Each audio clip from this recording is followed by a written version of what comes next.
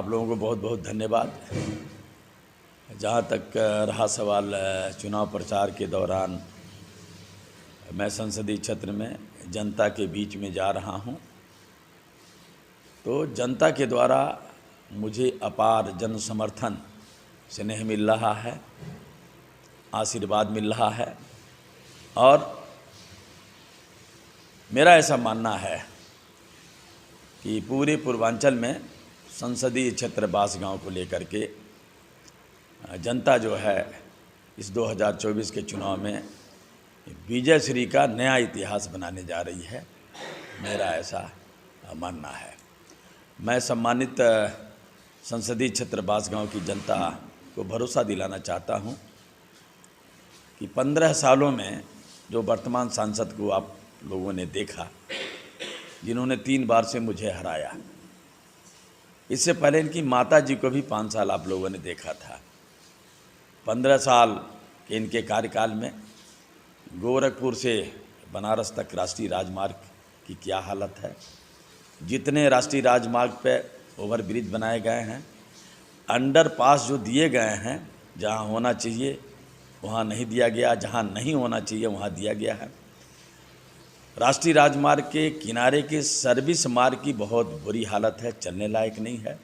यही स्थिति राम जानकी मार्ग की, सिकरीगंज से लगायत उरुआ, उरुआ से लगायत गोला, गोला से लगायत पटना पौहरिया, बरहज और पैना मैल तक बहुत बुरा हालत है।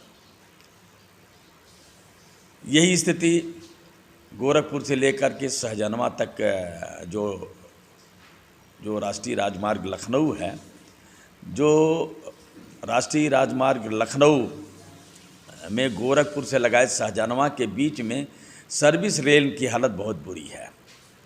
आपके सामने है कि कांग्रेस पार्टी की सरकार ने धुरियापार में शुगर मिल स्थापित किया था।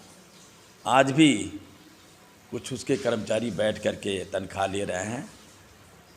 मिल तैयार होने के बाद मात्र 1 सत्र ही पेराई उसमें हुई थी, उसके बाद जो है उसमें राजनीति की पेराई होने लगी और जो वर्तमान समय में भारतीय जनता पार्टी की सरकार चल रही है, ये शुगर मिल धुरियापार इन लोगों की भेंट चढ़ गया।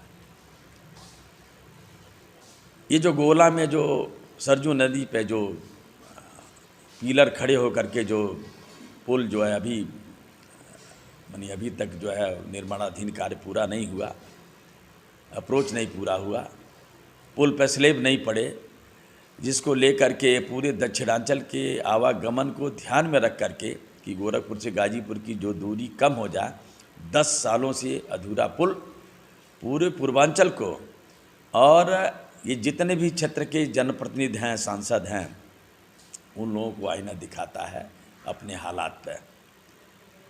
आपके माध्यम से मैं भरोसा दिलाना चाहता हूँ, ये जितनी भी क्षेत्रीय समस्याएं हैं, अपने यदि जनता का आशीर्वाद मिला, मैं इस क्षेत्र का सांसद बना, तो अपने कार्यकाल के दौरान इन समस्याओं का निराकरण मैं निश्चित तौर पर करने का करूँगा। ये मैं जनता को भरोसा दिलाना चाहता हूँ। जनता को भरोसा इस बात का भी दिलाना चाहता हूँ, जीत करके सांसद होकर के मैं इस देश की पार्लियामेंट में गया तो लोकसभा क्षेत्र बांसगांव की आपकी उचित और जेन्युइन मैं संसद में आवाज़ बनने का काम करूंगा और साथ ही साथ पूरे पूर्वांचल की भी समस्याओं को लेकर के आवाज़ बनने का काम करूंगा। एक बात और मैं ध्यान दिलाना चाहता हूं, संसदीय क्षेत्र बांसगांव में बहुतायत विधानसभा क्षेत्र एकदम तमाम नदियों से घिरे हुए हैं। हर साल की बाढ़ की विभीषिका से जो है वो झेलते हैं, तमाम बंधे हर साल कट जाते हैं। मेरी तरफ से ये प्रयास होगा जीतने के बाद में कि एकदम बिल्कुल इस अस्थायी तौर पे बंधे को जो है एकदम बिल्कुल चाक चौबंद करके जिस तरह के उसके मरम्मत और सुदृढ़ीकरण की ज़रूरत हो, अस्थायी समाधान उसका ढूंढा जाए। और ये बाढ़ की विभीषिका जो बाढ़ प्रभावित इलाके के लोग देखते हैं, कुछ मैं केंद्र सरकार से ऐसा पहल करूँगा कि बाढ़ की त्रासदी न झेलना पड़े, इसके लिए जो है कोई एक बृहद पैमाने पर एक कोई कार्य योजना तैयार करके बाढ़ प्रभावित क्षेत्रों से जो है वहाँ के निवासियों को निजात दिलाया जाए। ये मेरी तरफ से ये प्रयास होगा। और अंत में सम्मानित जनता को भरोसा और विश्वास दिलाना चाहता हूँ, यदि चुनाव में जीता तो क्षेत्र की सम्मानित जनता का मान सम्मान और पहचान में सेंटीमीटर से भी आँच नहीं आने दूंगा। इसी के साथ सभी सम्मानित जनता से आशीर्वाद और अपना एक एक कीमती वोट चुनाव निशान पंजे के सामने वाली बटन दबा करके भारी मतों से जिताने का काम करेंगे। इन्हीं शब्दों के साथ मैं सबका आभार धन्यवाद देते हुए अपनी बारी को विराम देता हूँ। धन्यवाद।